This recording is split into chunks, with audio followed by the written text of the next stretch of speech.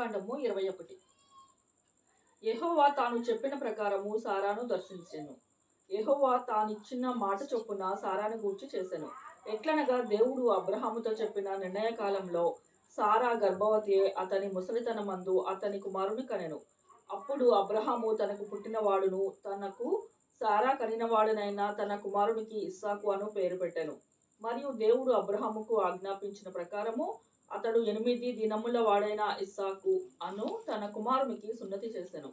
అబ్రహాము కుమారుడైన ఇస్సాకు అతనికి పుట్టినప్పుడు అతడు 100 వాడు. అప్పుడు సారా, దేవుడు నాకు నవ్వు కలుగు చేసెను, వినువారెల్లా నా విషయమై నవ్వుదురనెను. మరియు సారా పిల్లలకు స్తన్యమిచ్చునని ఎవరు అబ్రహాముతో చెప్పును, నేను అతని ముసలితనమందు కుమారుని కంటిని కదా అనెను. ఆ పిల్లవాడు పెరిగి పాలు విడిచెను.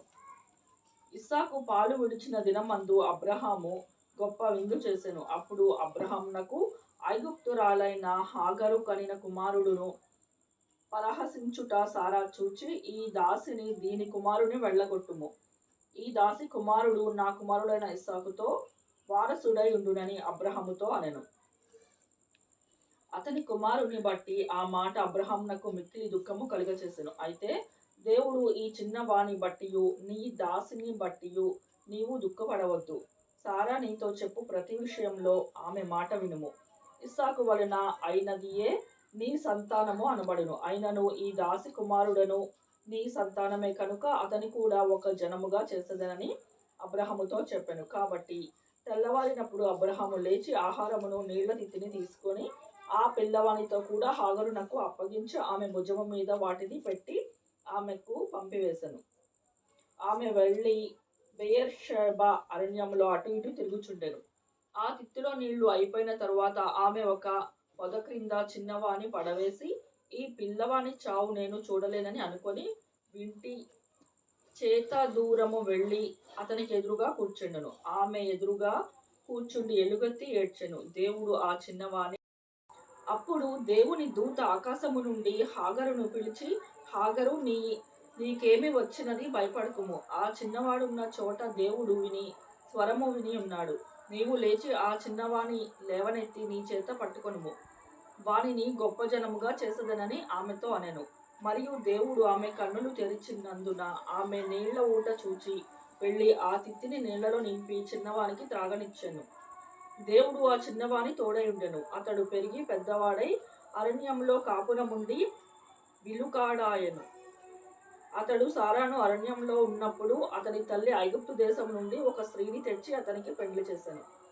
ఆ కాలమందు అమీమెలెకును అతని సేనాధిపతి అయిన ఫికోలుకును అబ్రహాముతో మాట్లాడి, నీవు చేయు పనులన్నిటిలో దేవుడు నీకు తోడై ఉండెను కనుక నీవు నన్నైనను నా పుత్ర పౌత్రాదులనైనను వంచింపక నేను నీకు చేసిన ఉపకారము చొప్పున నాకును నీవు పరదేశి అయిన ఈ దేశమునకును చేసదనని దేవుని పేరట ఇక్కడ నాతో ప్రమాణము చేయమని చెప్పాను.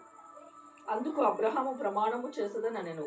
అమీమెలెకు దాసులు బలాత్కారముగా తీసుకొనిన నీళ్ల బావి విషయమై అబ్రహాము అమీమెలెకును ఆక్షేపింపగా, అమీమెలెకు, ఈ పని ఎవరు చేశారో నేనెరుగను, నీవును నాతో చెప్పలేదు, నేను నేడే గాని ఈ సంగతి వినలేదని చెప్పగా, అబ్రహాము గొడ్లను తెప్పించి అమీమెలెకు ఇచ్చెను. వారిద్దరూ ఇట్లు ఒక నిబంధన చేసుకొనిరి. తరువాత అబ్రహాము తన గొర్రెల మందలో నుండి 7 పెంటి పిల్లలను వేరుగా నుంచెను. కనుక అబీమెలెకు అబ్రహాముతో, నీవు నేరుగా ఉంచిన ఈ 7 గొర్రె పిల్లలు ఎందుకని అడిగాను. అందుకతడు, నేనే ఈ బావిని తవ్వించినందుకు నా సాక్ష్యార్థము ఈ 7 గొర్రె పిల్లలను నీవు నా చేత పుచ్చుకొనవలెనని చెప్పెను. అక్కడ వారిద్దరూ అట్లు ప్రమాణము చేసుకొనినందున ఆ చోటు బెయేర్షెబా అనబడెను. బెయేర్షెబా వారు అలాగూ ఒక నిబంధన చేసుకొనిన తరువాత అబీమెలెకు లేచి తన సేనాధిపతి అయిన ఫికోలుతో ఫిలిష్తీయుల దేశమునకు తిరిగి వెళ్ళెను. అబ్రహాము బెయేర్షెబా ఒక పిచ్చుల వృక్షము నాటి అక్కడ నిత్య దేవుడైన యెహోవా పేరట ప్రార్థన చేసెను. అబ్రహాము ఫిలిష్తీయుల దేశంలో అనేక దినములు పరదేశిగా ఉండెను.